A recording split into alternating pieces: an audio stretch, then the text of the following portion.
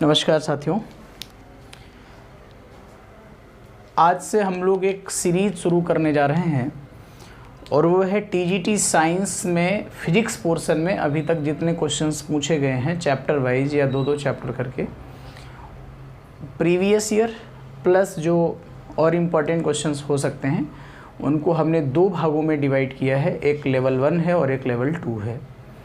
और ये classes properly alternative form में आप सभी तक फ्री ऑफ कॉस्ट मिलती रहेंगी। आप जितने लोग बहुत दिनों से प्रतीक्षा कर रहे थे कि हमें केवल प्रैक्टिस सेट की क्लास चाहिए, बहुत सारे लोग ऐप में लगभग हमने देखा है 50-60 लोगों ने ये डिमांड करी है कि सर हमें केवल प्रैक्टिस पेपर चाहिए, तो उन्हें प्रैक्टिस पेपर भी ऐसे ही मिल जाएगा और आप चाहें तो डेली रेगुलर क्लास ज्वाइन करके आप तैयारी भी अपनी कर सकते हैं। दूसरी बात हम आपको ये सूचित कर दें कि यह क्लास केवल और केवल अभ्यास प्रश्नों की होगी, केवल प्रैक्टिस क्वेश्चंस की होगी, लेक्चर्स की क्लास नहीं होगी। तो आज से हमारा पहला लेक्चर या पहली क्लास स्टार्ट हो रही है जिसमें हम लोग 3 चैप्टर्स को स्पेशली कवर कर रहे हैं। एक हमारा परसेंटेज एरर है,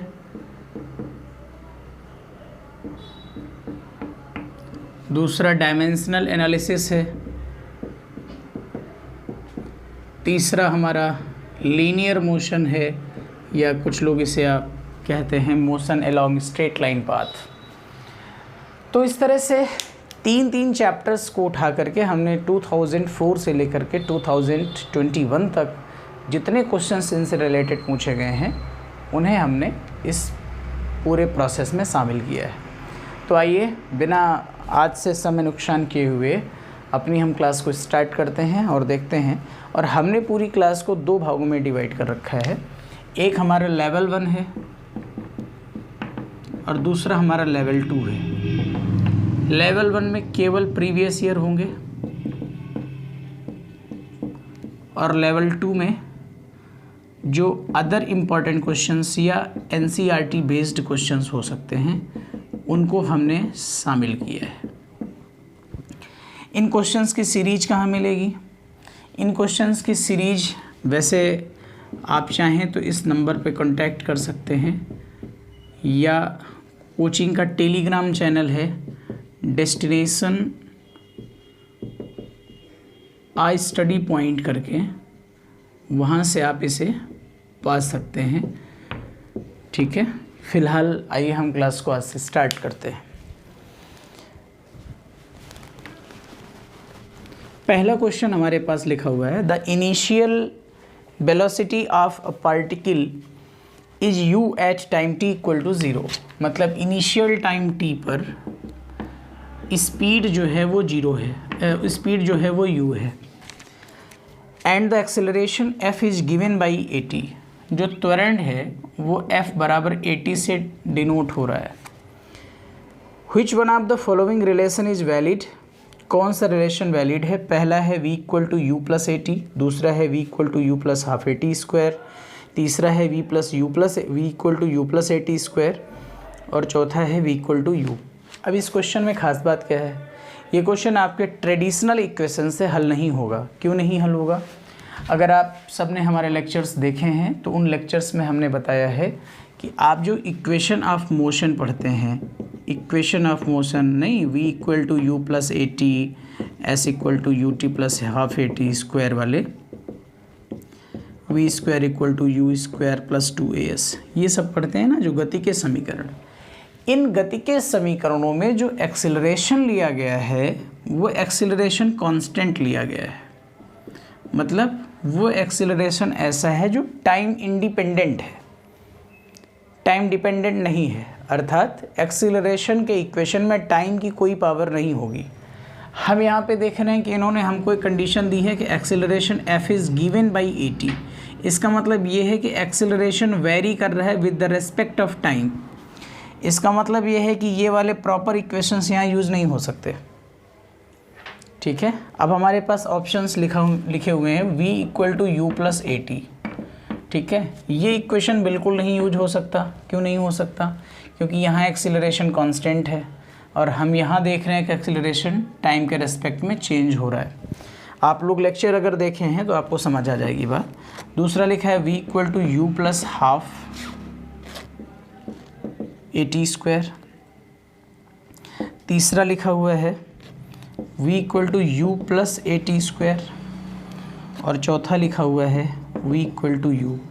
इनका कहने का मतलब है जो इनिशियल स्पीड है वही फाइनल स्पीड है, कभी हो ही नहीं सकता। अगर बॉडी में त्वरण है, बॉडी में एक्सीलरेशन है, तो ये कभी हो ही नहीं सकता कि इनिशियल जो स्पीड है वही फाइनल स्पीड हो जाए। रिटार्डेशन है तो भी नहीं होगा, मतलब मंदन है तो भी नहीं होगा, त्वरण है तो भी नहीं होगा। प्रारंभिक वेग अंतिम वेग के बराबर त्वरण की स्थिति में नहीं हो सकता है। ये इक्वेशन गलत हो गया। v equal to u plus AT शायद आप में से बहुत सारे लोगों का ये या फिर ये ऑप्शन सही करने का इरादा बन रहा होगा। तो आइए इसे देख लेते हैं। v equal to u plus AT का सेंस ये है कि यहाँ पर एक्सीलरेशन टाइम इंडिपेंडेंट है, टाइम की 0 पावर पर डिपेंड करेगा। ये सारे के सारे इक्वेशंस जो आप देख रहे हैं वो ऐसे होते हैं जो टाइम की 0 पावर पर एक्सेलरेशन डिपेंड करे, लेकिन आपका एक्सेलरेशन टाइम की 1 पावर पर डिपेंड कर रहा है। तो इसका मतलब ये इक्वेशन तो नहीं हो सकता। इस वाले इक्वेशन के बारे में आपका क्या ख्याल है? इस वाले इक्वेशन के बारे में हमारा ये ख्याल है कि ये स्पीड है, ये स्पीड है, या ये वेलोसिटी है, ये वेलोसिटी है। ये क्या है? एक्सीलरेशन। इसकी यूनिट क्या होती है? मीटर पर सेकंड स्क्वायर। इसकी यूनिट सेकंड स्क्वायर। ये कैंसिल, ये क्या आया? मीटर। अगर ये साथी मीटर आया है, ये मीटर पर सेकंड है, ये मीटर पर सेकंड है, तो ये क्वेश्चन तो डायमेंशनली गलत हो गया, क्योंकि डायमेंशन का रूल ये कहता है कि सभी टर्म की डायमेंशंस सेम होनी चाहिए, तभी उन टर्म को जोड़ा या घटाया जा सकता है। इसका मतलब हम इस इक्वेशन को भी गलत साबित कर देंगे। अब सबसे ज़्यादा कुछ लोगों के चांस ही इसी में रहे होंगे कि यही सही होगा, ये प्योर गलत है। ये वाला क्वेश्चन, ये वाला हमने कहा गलत ही होगा, ये वाला हमने कहा गलत ही होगा।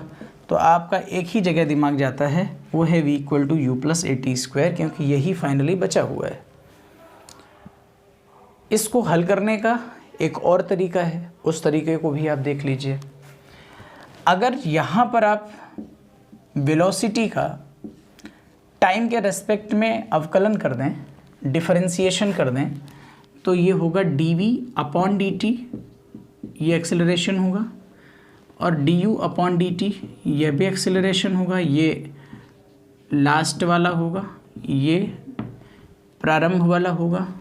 और इसका अगर आप कराएंगे du/dt के टर्म में, तो यहाँ पर ऐसा कुछ टर्म है नहीं, AT लिखा हुआ है, तो ये ऑलरेडी du/dt है, तो इसे आप लिखना चाहें तो आप लिख दें dtu/dt2 और इंटू t। क्यों? क्योंकि ये du/dt है ही है। अब आप यहाँ पे देख लीजिएगा, यहाँ पे अगर ये एक्सीलरेशन को कांस्टेंट कह रहे हैं, तो उसका टाइम के रेस्पेक्ट में दोबारा अगर आप डिफरेंशिएशन करेंगे, तो दोबारा डिफरेंशिएशन करने पर ये वाली वैल्यू du/dt2 के टर्म में करेंगे। ये वाली वैल्यू अगर इसको हम कांस्टेंट मान लें, हालांकि ये लिखा तो हुआ है du/dt इंटू t, ये लिखा हुआ है। दोबारा डिफरेंशिएशन करेंगे dtu/dt2 आ जाएगा।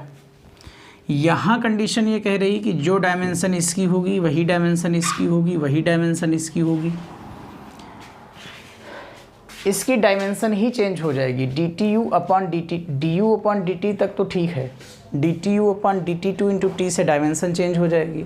डायमेंशनली ये गलत हो जाएगा। इसको आप चेक करें, ये भी डायमेंशनली गलत है। ये डायमेंशनली सही है, लेकिन इनिशियल स्पीड और फाइनल स्पीड दोनों सेम नहीं हो सकते, इसलिए भी ये गलत है। बचा सिर्फ ये एक तरीका, ये हो गया। अगले तरीके में चलिए, एक तरीका हम आपको इसी में और बताते हैं, वो तरीका क्या है।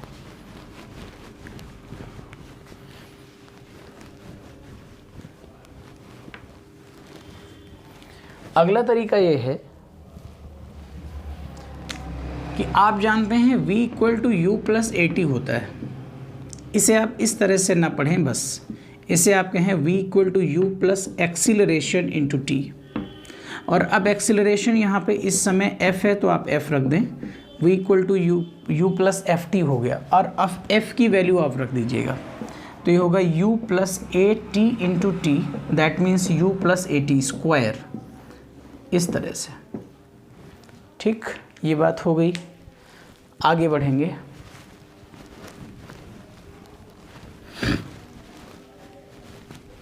अगले क्वेश्चन में, अगला क्वेश्चन कहता है the dimensional formula of surface tension. ये बहुत आसान बात है, T equal to F by L होता है, इसको आप लेंगे तो ये आ जाएगा M L T minus two upon L, ये cancel, M T minus two, that is dimensional formula of surface tension. कभी कभी अगर एल पर पावर जीरो लगा दे तो आप इस तरह से लगा लीजिएगा। नेक्स्ट क्वेश्चन है a body whose displacement y in metres varies with time in second as y equal to 2/3, y equal to minus 2/3 T square plus 16t plus 2। एक बॉडी है जिसका डिस्प्लेसमेंट इस इक्वेशन के अकॉर्डिंग बदलता है, time second में है, तो लिखा हुआ है बॉडी कितने समय में रेस्ट में आ जाएगी, बॉडी कितने समय में रेस्ट में आ जाएगी। अच्छा, रेस्ट में आने का मतलब ये हो गया कि उसकी स्पीड जीरो हो गई, या उसके अगर वो दूरी है एक सीधी रेखा में तो उसकी चाल शून्य हो गई। तो सबसे पहले तो हमें यहाँ पे चाल या वेग निकालना पड़ेगा, जो कि नहीं दिया है। तो इसका आप टाइम के रेस्पेक्ट में डिफरेंशिएशन करेंगे, D Y upon D T equal to minus 4/3t plus 16, वो जीरो हो जाएगा। ये वाली वैल्यू जीरो हो जाएगी, minus 4/3t plus 16 equal to 0, so t equal to 12 second answer आ जाएगा। 4 चौक 16, 4 तियां 12, 12 सेकेंड में बॉडी जीरो हो जाएगी। आप इसको जीरो के बराबर नहीं कर सकते क्योंकि बॉडी चलने के बाद रुकी, इसका मतलब उसमें कुछ डिस्प्लेसमेंट आया है, तो उसकी स्पीड जीरो होगी, ना कि उसका डिस्प्लेसमेंट जीरो, ना कि हाँ आप डिस्प्लेसमेंट सर्कुलर मोशन है जीरो हो जाए अलग बात है, लेकिन रेस्ट पोजीशन में लाने का मतलब होता है वेलोसिटी को या स्पीड को जीरो करना है, ना डिस्प्लेसमेंट जीरो करना है और ना एक्सेलरेशन जीरो करना है। अगला क्वेश्चन है 2004 में ये क्वेश्चन पूछा गया, a body is released from great height and falls freely towards earth, another body is released from same height exactly 1 second later, then the distance between the two bodies 2 seconds after the release of the second body। कहने का sense ये है, दो body यहाँ से free fall कराई जाती हैं, एक थोड़ा पहले आ जाती है, एक थोड़ा 1 सेकेंड बाद आती है। ये पहली वाली बॉडी है, ये दूसरी वाली बॉडी है, इन दोनों के बीच में जो गैप है वो 1 सेकेंड का है। जब दूसरी बॉडी रिलीज की जाती है तो उसके 3 सेकेंड के बाद दोनों के बीच की कितनी दूरी होगी, ये हमसे पूछ रहा है। रिलीज होने के 2 सेकेंड बाद, आफ्टर 2 सेकेंड, जब ये रिलीज हुई उसके 2 सेकेंड बाद। अच्छा, अगर 2 सेकेंड बाद हमें कैलकुलेट करना है तो इसके तो 3 सेकेंड हो गए, तो ये तो यहाँ आ जाएगी। इसकी टोटल टाइमिंग यहाँ से यहाँ तक इसकी टाइमिंग हो गई होगी 3 सेकेंड, और इस ये वाली 2 सेकेंड मतलब ये कहीं यहाँ आई होगी 2 सेकेंड, ऐसा रहा होगा। तो अगर हम कैलकुलेट करें फर्स्ट बॉडी कितना डिस्टेंस कितना टाइम लेती है, तो हाफ जी टी स्क्वायर जी इंटू 3 स्क्वायर, और दूसरी बॉडी की जो टोटल टाइमिंग है वो कितनी है, मात्र 2 सेकेंड है। तो ये अगर आप दोनों का डिफरेंस कैलकुलेट करें तो यही हमारा रिक्वायर्ड आंसर होगा, 1 इंटू जी इंटू 9, 1/2 जी इंटू 9 माइनस 1/2 जी इंटू 4, सो g/2 इंटू 5, ये 2.5 आएगा। और अगर आप इसकी वैल्यू 9.8 रखते हैं तो इस वैल्यू को आप सॉल्व कर लें तो आएगा 25 × 200, 25 9 225, 20 245, 24.5 मीटर। ठीक है, सिंपल सी बात थी। ये पूछ रहा था कि एक बॉल पहले गिरा दी गई, दूसरी 1 सेकेंड बाद गिराई गई, तो दूसरी बॉल की गिरने के 2 सेकेंड बाद दोनों के बीच की दूरी कितनी होगी, तो वो कितनी होगी, वो 24.5 मीटर होगी।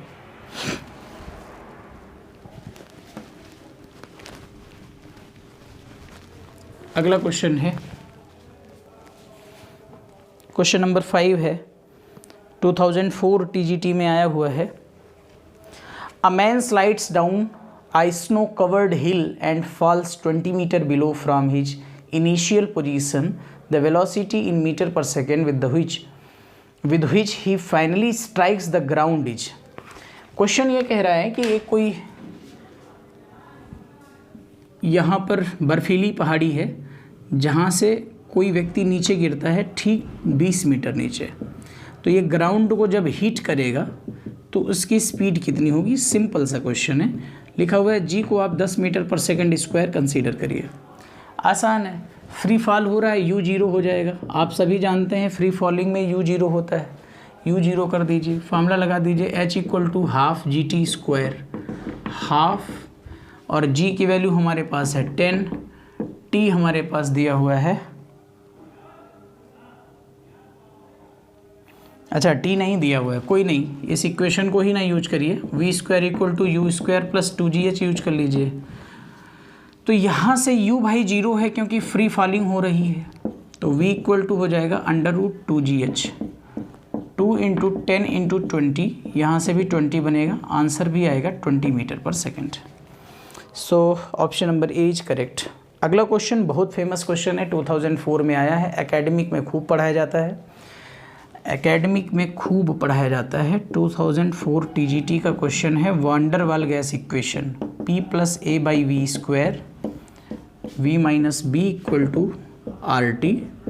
आप जानते हैं कि ये जो इक्वेशन है ये लगभग उन सभी गैसेस के लिए बनाया जाता है जो रियल गैसेस होती हैं, जो PV = μRT का फॉलो नहीं करती हैं। हम सब लोग जानते हैं कि आदर्श गैस समीकरण है वो आइडियल गैस इक्वेशन है, PV = μRT, और जो नॉर्मली हमारे प्रैक्टिकल में गैसेस हैं वो उससे डेविएशन पैदा करती हैं, वो उसे फॉलो नहीं करती हैं। तो जो व्यवहार में, जो प्रैक्टिकल लाइफ में जो इक्वेशन फॉलो होता है वो है P + A/V² of V - B = RT, से वांडर वाल ने दिया था। यहाँ पर ये A और B कांस्टेंट हैं। इन्होंने क्वेश्चन पूछा हुआ है A का डायमेंशनल फार्मूला क्या होगा, सबको याद भी होगा A का डायमेंशनल फार्मूला क्या होगा। अब आप इसे देख लीजिए, हम लोग डायमेंशन के कॉन्सेप्ट में जानते हैं कि सेम डायमेंशन की क्वांटिटीज़ ही जोड़ी या घटाई जा सकती हैं। इसका सेंस ये हो गया कि जो डायमेंशन इसका होगा वही डायमेंशन इसका होगा। इसका मतलब P का डायमेंशन = A/V² का डायमेंशन। तो P क्या होता है, प्रेशर, और प्रेशर का डायमेंशनल फार्मूला ml-1 T-2। तो ml-1 T-2 = ये प्लस से इक्वल आप कर सकते हैं A/, ये वॉल्यूम लिखा हुआ है, वॉल्यूम का L³ होता है, स्क्वायर लगा हुआ है, आप भी लगा दीजिए, पावर 6 बन जाएगी, इधर आएगा, 6 में एक पावर ख़त्म होगी, पावर 5 आएगी, ml की पावर 5 T-2 आंसर आ जाएगा। अगला क्वेश्चन है क्वेश्चन नंबर 7। यह क्वेश्चन इंपॉर्टेंट है, आप लोग इसे 2004 TGT में यह भी क्वेश्चन पूछा गया है। एक कण 5 मीटर प्रति सेकंड के वेग से पूर्व दिशा में गतिमान है। एक बॉडी है 5 मीटर पर सेकंड की स्पीड से, वेलोसिटी से ईस्ट डायरेक्शन में मूव कर रही है, मतलब लाइक दिस, ऐसे 5 मीटर पर सेकंड ऐसे जा रही है। इसके बाद 5 मीटर पर सेकंड नॉर्थ में मूव कर जाती है 10 सेकंड में, टाइम दिया हुआ है 10 सेकंड, मूव कर जाती है नॉर्थ में 5 मीटर पर सेकंड। ये बढ़िया क्वेश्चन है क्योंकि इसमें थोड़ा कन्फ्यूजन क्रिएट होगा एग्जाम में।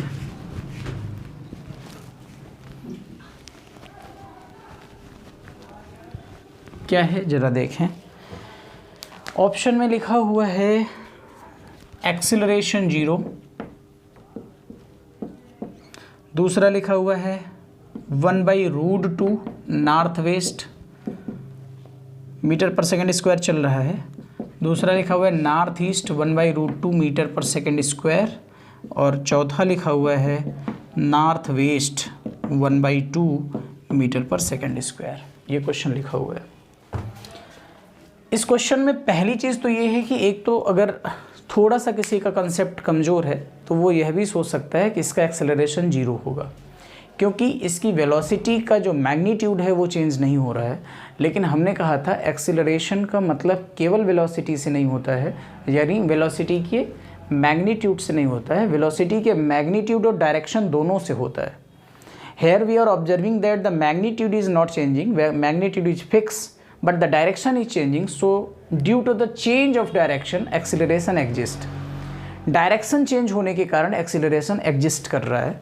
तो अगर आपसे इस तरह का एक क्वेश्चन आपको सर्कुलर मोशन में पूछा जाएगा ऐसा, तो आप बता देंगे कि मतलब सर्कुलर मोशन, जब यूनिफॉर्म सर्कुलर मोशन होती है तो वहाँ पर एक्सीलरेशन इसलिए आता है क्योंकि वहाँ पर वेलोसिटी का मैग्नीट्यूड तो नहीं चेंज होता है लेकिन डायरेक्शन कंटिन्यूअसली चेंज होती रहती है, इसलिए सेंट्रीपिटल एक्सेलरेशन एग्जिस्ट, इसलिए अभिकेंद्र त्वरण अस्तित्व में आता है। तो यहाँ पर आप देखिए 5 मीटर पर सेकेंड ये है, 5 मीटर पर सेकेंड ये है। अगर आप इसे कहना चाहें तो ऐसे भी बोल सकते हैं 5i कैप, इसे आप बोल सकते हैं 5j कैप। तो इसका जो रिजल्टेंट होगा वो कहीं यहाँ जाएगा। एग्री और नॉट एग्री? तो पहली चीज़ तो ये हो गई कि ये नॉर्थ है और ये क्या है, ये नॉर्थ है और ये क्या है, ये ईस्ट है। तो जो डायरेक्शन आने वाली है वो नॉर्थ ईस्ट आने वाली है।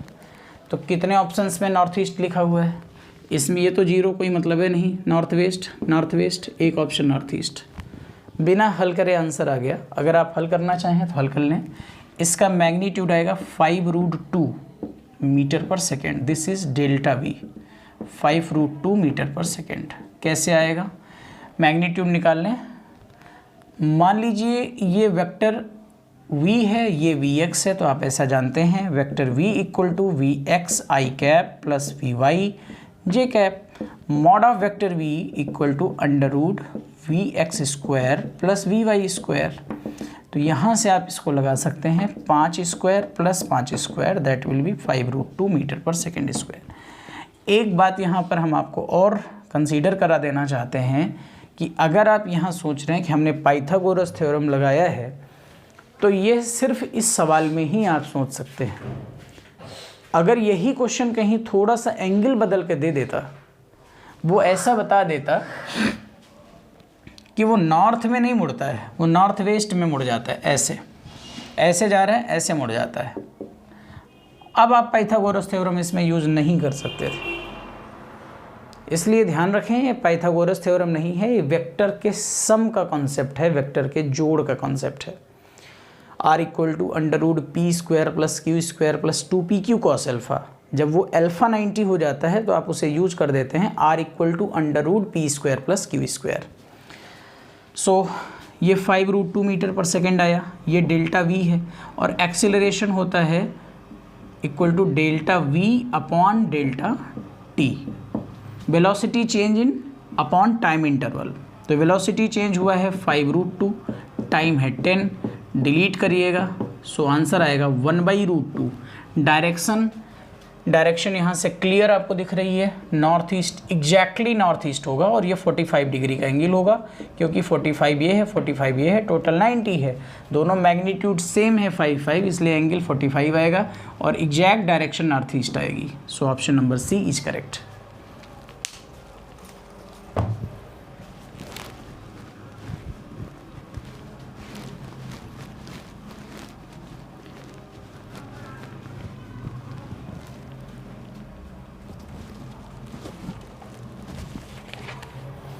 अगला क्वेश्चन है 2004 का क्वेश्चन है ये, नहीं 2005 का है। लिखा हुआ है किसकी डायमेंशंस इक्वल हैं। डायमेंशंस इक्वल हमें देखनी है। इस तरह के क्वेश्चंस का आप लोग खूब अभ्यास करिएगा, क्योंकि कई जगह पे क्वेश्चन मिला है। डायमेंशनल एनालिसिस में हमें देखना है कि कौन सी ऐसी क्वांटिटीज़ हैं जो इक्वल डायमेंशन की हैं। इक्वल डायमेंशन की क्वांटिटीज़ हमें देखनी है। तो पहला लिखा हुआ है angular momentum and linear momentum. Angular momentum मतलब कोणीय संवेग एंड रेखीय संवेग, लीनियर मोमेंटम। दूसरा लिखा हुआ है work and power. Work and power. तीसरा लिखा हुआ है, सस्ता सवाल है, अच्छा नहीं है बहुत, वर्क एंड टार्क। और चौथा लिखा हुआ है torque and pressure. Torque and pressure आसान है लेकिन फिर भी देखो, एंगुलर मोमेंटम और लीनियर मोमेंटम कभी इक्वल नहीं हो सकते, क्योंकि एंगुलर मोमेंटम का जो आघूर्ण है, एंगुलर मोमेंटम का जो टार्क है, सॉरी लीनियर मोमेंटम का जो टार्क है, लीनियर मोमेंटम का जो टार्क है, ये वाला स्टेटमेंट वो साथी जिन्हें केमिस्ट्री में इंटरेस्ट है, जिन्होंने लेक्चर्स नहीं देखे हैं, हो सकता है उन्हें ये बात समझ ना आ रही हो, क्योंकि फोर्स का टार्क हम सुनते हैं, बल आघूर्ण हम सुनते हैं, लेकिन संवेग का आघूर्ण हम तभी सुनते हैं जब हम उस चैप्टर को पढ़ लेते हैं। रेखीय संवेग के आघूर्ण को ही हम कोणीय संवेग कहते हैं। रेखीय संवेग के आघूर्ण को ही हम कोणीय संवेग कहते हैं। तो लीनियर मोमेंटम का जो टार्क होता है उसे ही हम एंगुलर मोमेंटम कहते हैं। मोमेंट ऑफ फोर्स जिस तरह आप पढ़ते हैं उसी तरह से कहते हैं मोमेंट ऑफ लीनियर मोमेंटम। तो जाहिर सी बात है, अगर ये P है तो इसमें R से गुणा हो गया है, इसके डायमेंशन में L बढ़ गया है, जो कि गलत हो गया। वर्क एंड पावर में आप जानते हैं पावर P है, और P और वर्क में रिलेशन है W/T का। इसका मतलब पावर में T की एक पावर कम हो जाएगी, इसका मतलब ये भी इक्वल नहीं है। वर्क एंड टॉर्क, वर्क क्या होता है? वर्क होता है W=F/d, और टार्क यानी मोमेंट ऑफ फोर्स होता है R×F। जाहिर सी बात है, हम जानते हैं कि ये हमारा स्केलर है और ये हमारा वेक्टर है, लेकिन डायमेंशनली दोनों इक्वल हैं। ये चीज़ हमने जब चैप्टर पढ़ाया है तो आप सबको बताया है। तो ध्यान रखिए, यही ऑप्शन हमारा सही है। टार्क एंड प्रेशर सही हो ही नहीं सकता। एक ऑप्शन आपको सही मिल गया।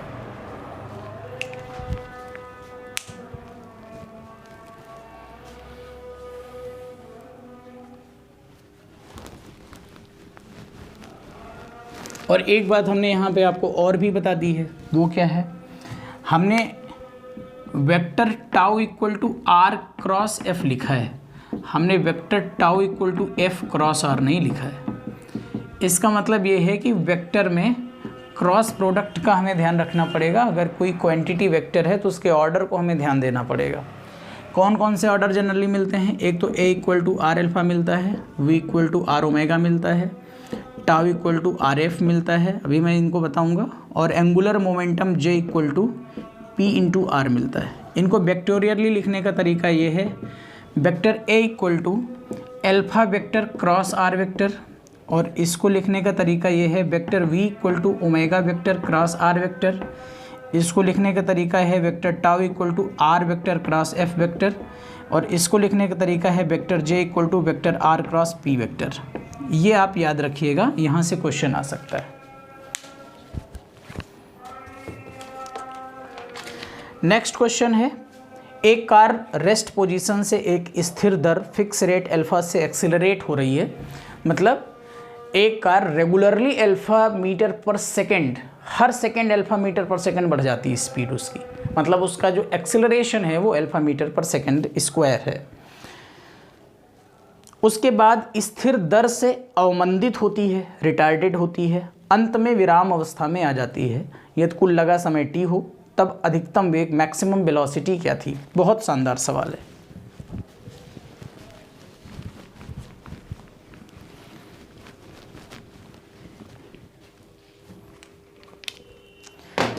लिखा हुआ है एक कार विराम अवस्था से। क्वेश्चन को समझ लीजिए। क्वेश्चन का सेंस ये है कि कोई कार है और वो कार पहले खूब स्पीड में चलती है, बहुत स्पीड में, एकदम फुल स्पीड कर दी जाती है, फिर उसमें ब्रेक लगाना शुरू किया जाता है।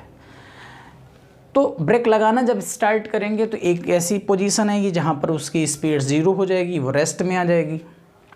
जब तक हम स्पीड बढ़ा रहे थे तब तक एक्सेलरेशन था, जब हमने ब्रेक लगा दिया तो रिटार्डेशन पैदा हो गया।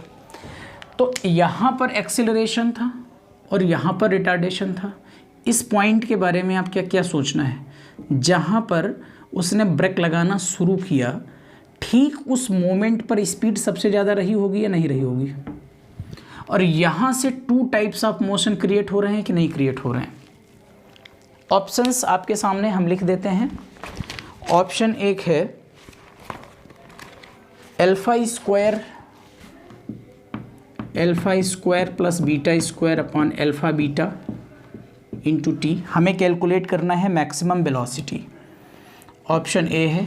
ऑप्शन बी है हमारे पास alpha square minus beta square by alpha beta into T.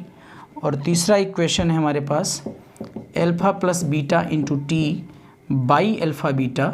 और चौथा इक्वेशन है हमारे पास alpha beta upon alpha plus beta into T. सबसे पहले हमें ये रिकॉग्नाइज करना पड़ेगा कि मैक्सिमम वेलोसिटी थी कहाँ।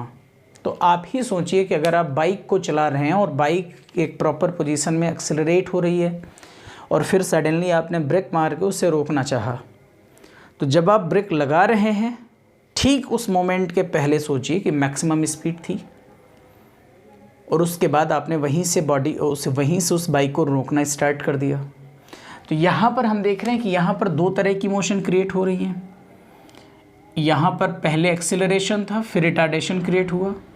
इस रिटार्डेशन वाली मोशन के लिए जो इनिशियल स्पीड होगी वो कौन सी होगी, यानी उसके लिए जो प्रारंभिक वेग होगा वो कौन सा होगा? इसके लिए तो प्रारंभिक वेग 0 है, संभवतः विराम अवस्था इन्होंने, हाँ विराम अवस्था कहा है, मतलब यहाँ तो रेस्ट पोजीशन है और यहाँ तक स्पीड मैक्सिमम हो जाती है। इसके बाद स्पीड 0 की तरफ बढ़ती है, फाइनल स्पीड 0 हो जाती है।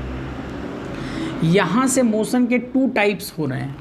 अब आप ये समझिए ये v मैक्सिमम है और इस v मैक्सिमम के बाद ब्रेक लगती है, तो इसका मतलब यहाँ के लिए जो प्रारंभिक वेग का काम करेगा वो यही तो करेगा। यस और no? Yes. Total time given t, मान लीजिए यहाँ से यहाँ तक t1 लगता है, तो यहाँ से यहाँ तक कितना लगने वाला है? t माइनस T2 लगने वाला है। तो अगर यहाँ से यहाँ तक हम यूज करें v equal to u plus a, t के अकॉर्डिंग एक्सेलरेशन है तो प्लस ही लेंगे, ये 0 है और एकदम इस मोमेंट तक यहाँ तक ये बिल्कुल मैक्सिमम हो जाता है। तो v maximum equal to a की जगह अल्फा, t की जगह T1, राइट। सेकेंड कंडीशन में हम यूज करेंगे सेकेंड मोशन के लिए, ये तो फर्स्ट मोशन हो गई। सेकेंड मोशन के लिए साथी अंतिम स्पीड 0 हो रही है, vf equal to v final equal to u minus AT करेंगे। माइनस इसलिए क्योंकि रिटार्डेशन क्रिएट हो रहा है, पहले से ही माइनस ले लिया। v फाइनल 0 है। इनिशियल कौन है इसके लिए? यही तो इनिशियल है, कौन? v maximum. और माइनस a की जगह पे क्या है इस समय? एक्सेलरेशन बीटा है। टाइम क्या है यहाँ? t है। एग्जैक्ट टाइम यहाँ क्या दिया है? t माइनस T1 जो बचा है ये। तो यहाँ से आ जाएगा v maximum equal to beta of t minus T1 आ जाएगा। तो यहाँ पे अगर हम मान रख देंगे beta of t minus T1 equal to alpha T1, तो ये आ जाएगा beta t minus beta T1 equal to alpha T1। ये उधर जाएगा, T1 कॉमन हो जाएगा। So T1 will be beta t upon alpha plus beta. v maximum हमें कैलकुलेट करना है। अगर यहाँ पर हम वैल्यू पुट कर दें T1 की, तो ये वैल्यू आने वाली है v maximum equal to alpha into T1 की जगह पे आप रखेंगे beta t upon alpha plus beta. So the answer will be alpha beta upon alpha plus beta into time. दो आपके लिए यहाँ पे हम सजेशन देंगे। पहला सजेशन तो ये है कि ये क्वेश्चन आपको याद कर लेना चाहिए, वो इसलिए क्योंकि ये क्वेश्चन एकदम फिक्स है, इसमें कुछ भी बदलने वाला बहुत नहीं है। दूसरी बात, आपको यहाँ भी कुछ बहुत कठिन नहीं लगा है।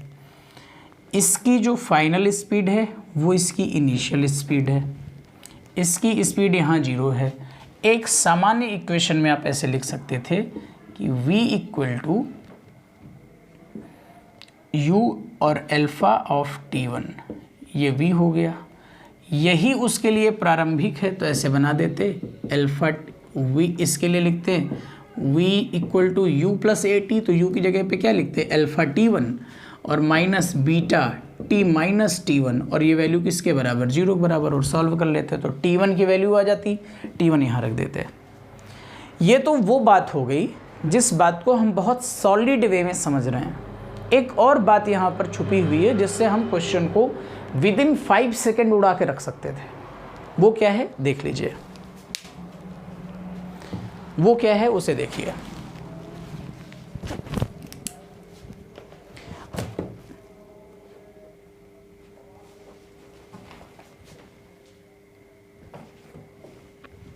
वो क्या है उसे आप देखें, ये बहुत साधारण है। तो आपने ऑप्शन देख लिया alpha beta upon alpha plus beta into T, D option सही हो गया। अब देखो हम उस तरीके को बता रहे हैं जो तरीका मात्र और मात्र 5 सेकेंड में आपके आंसर को क्लियर कर सकता था।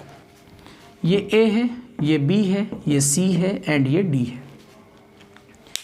केवल 5 सेकेंड में इसे क्लियर कर सकता था। तो इसका दूसरा तरीका क्या हो सकता है, देखिए वो तरीका बहुत शार्पली आप समझ पाएंगे, लेकिन आपको डायमेंशन का नॉलेज होना चाहिए। ये बताइए, ये स्पीड है, ये स्पीड है, टाइम की पावर यहाँ पे पावर 2, नीचे भी टोटल पावर 2 बन रही है। स्पीड और स्पीड आपस में कैंसिल हो जाएंगे, बचेगा क्या खाली टाइम। यानी इसको अगर हम सॉल्व करेंगे तो इससे केवल हमें टाइम का ही डायमेंशन मिलेगा। एक बार फिर समझ लीजिए, समान विमाओं की राशियां ही जोड़ी या घटाई जा सकती हैं। इसका जो डायमेंशन वही इसका डायमेंशन, LT-1 का स्क्वायर और नीचे LT-1 इंटू LT-1, वेग स्क्वायर बटा वेग स्क्वायर, या त्वरण स्क्वायर, सॉरी त्वरण है तो त्वरण स्क्वायर बटा त्वरण स्क्वायर, कैंसिल हो गया, कोई डायमेंशन नहीं बचा, खाली टाइम आया। यहाँ भी 2 पावर, यहाँ भी 2 पावर, नीचे भी 1 1 2 पावर, कोई मतलब नहीं बचा। यहाँ पर 1 पावर, यहाँ पर 1 पावर, नीचे 2 पावर, इसका मतलब समझ रहे हैं, ये बचा है t upon metre per second square. Acceleration नीचे 1 पावर का बचेगा। अब ये क्या होता है, सेकेंड बटा मीटर पर सेकेंड स्क्वायर, ये ऊपर चला गया, कोई मतलब नहीं निकला। यहाँ पर आप देखिए पावर 2 और नीचे पावर 1, मतलब ऊपर एक्सीलरेशन बचेगा मीटर पर सेकेंड स्क्वायर और इंटू टी की जगह सेकेंड, सेकेंड से second cancel, metre per second. इन चारों ऑप्शंस में केवल एक ही ऑप्शन ऐसा मिल रहा है जिसमें वेलोसिटी का डायमेंशन मिल रहा है, तो बिना हल करे इस आंसर को हम सही कर सकते थे। बस हो गया, ख़त्म, आपको सॉल्व ही नहीं करना था इस क्वेश्चन को। अगले क्वेश्चन की तरफ चलेंगे। लिखा हुआ है यदि एरिया ए वेलोसिटी वी, ये बहुत अच्छा क्वेश्चन है, area A velocity V and density यानी घनत्व रो को मूल मात्रक मान लिया जाए तो बल का विमीय सूत्र क्या होगा। बहुत बढ़िया क्वेश्चन। जब किसी को, ये हमने अपने लेक्चर में पढ़ाया है, जब किसी क्वांटिटी को हम मूल मात्रक मानते हैं, फंडामेंटल मानते हैं, जैसे आप कहते हैं ना कि L लंबाई है, ये फंडामेंटल क्वांटिटी है, इसका विमीय सूत्र L होगा, वैसे ही जिसको फंडामेंटल कह दिया जाए उसका विमा सूत्र वही हो जाएगा। जनरली आप बल का विमीय सूत्र पढ़ते हैं MLT-2, बल का विमीय सूत्र पढ़ते हैं MLT-2, और यहाँ पर कह रहा है कि बल को आप मूल मात्रक मान लीजिए, तो फिर आप उसे कह देंगे F ही होगी उसकी विमा। ठीक है, तो इसकी विमा F ही होगी।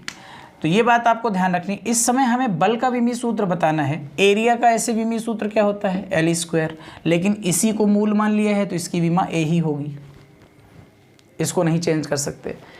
वेलोसिटी LT-1 होता है, लेकिन जब इसी को कह दिया जाए कि ये मूल माना जा रहा है तो इसकी विमा V ही रहेगी। डेंसिटी का जनरली होता है ml⁻⁻3, लेकिन यहाँ इसको रो ही माना जाएगा, और इसी के टर्म में हमें फोर्स लाना है। इस क्वेश्चन को करने का एक लेंदी वे है और एक शॉर्टकट वे है। शॉर्ट वे में हमें थोड़ा सा दिमाग लगाना है कि कौन सा ऐसा फार्मूला है जिसमें एरिया वी, रो और एफ कहीं से कनेक्ट हो सकते हैं। तो देखिए, एक तो चीज़ है हमारे पास, वो है P = F/A। यहाँ से कुछ मामला तो हल्का हुआ, फोर्स मिल गया, एरिया मिल गया, और ये प्रेशर है, और प्रेशर को हम चेंज कर सकते हैं एच रो जी में, तो ये हो सकता है h rho g into A equal to क्या, एफ। अब आप देखो एफ के डायमेंशन में ए मिल गया, रो मिल गया, बचा कौन, एच जी। एच जी को इधर सॉल्व कर लो, एच की वैल्यू क्या होती है, मीटर, इसकी वैल्यू क्या होती है, मीटर पर सेकेंड स्क्वायर। ये क्या बन गया तुम्हारा, मीटर स्क्वायर पर सेकेंड स्क्वायर।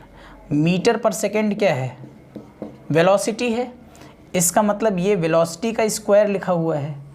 तो अगर एच जी की जगह पे हम डायमेंशनली वी स्क्वायर रख दें और ये रो, ये ए इक्वल टू एफ, तो एफ का जो डायमेंशनल फार्मूला निकल के आ रहा है वो निकल के आ रहा है F equal to A rho V square. इस तरह से इसे हम सॉल्व कर सकते थे। ठीक है, अगले क्वेश्चन को हम देख लेते हैं। अगला क्वेश्चन है हमारे पास, अगला क्वेश्चन लिखा हुआ है, v वेग से गतिमान चालक अचानक अपने सामने a दूरी पर एक चौड़ी दीवार को देखता है, उसको तीव्र ब्रेक लगानी चाहिए। बहुत तेज़ी से आप जा रहे हैं, सामने एक दीवार दिखती है, आप अचानक ब्रेक लगाएंगे, जाहिर सी बात है भले बाइक उलट जाए लेकिन तरीका यही है कि आप ब्रेक लगाएंगे। दूसरा ये है तीव्र मोड़ ले लेंगे, शार्प टर्न ले लेंगे, डेफिनेटली शार्प टर्न ले लेंगे। तो तीसरा ऑप्शन है ए व बी दोनों, इनमें से कोई नहीं, तो ए व बी दोनों, ब्रेक भी लगाएंगे और शार्प टर्न भी ले लेंगे। ये क्वेश्चन कन्फ्यूजन वहाँ क्रिएट कर सकता है जब हम लोगों के दिमाग में एग्जाम में एक ख्याल आ जाए कि यार तेज़ी से चलती हुई बाइक में अचानक ब्रेक नहीं लगाई जाती है, लेकिन ऐसा नहीं है, आप तीव्र ब्रेक लगाएंगे और तीव्र मोड़ की ओर मुड़ेंगे। ये क्वेश्चन हो गया। अगला क्वेश्चन है, प्लांक कांस्टेंट का डायमेंशन वही है जो है फोर्स का, एनर्जी का, लीनियर मोमेंटम का, एंगुलर मोमेंटम का, तो आंसर है एंगुलर मोमेंटम का। ये खूब हमने याद करवाया है आपको।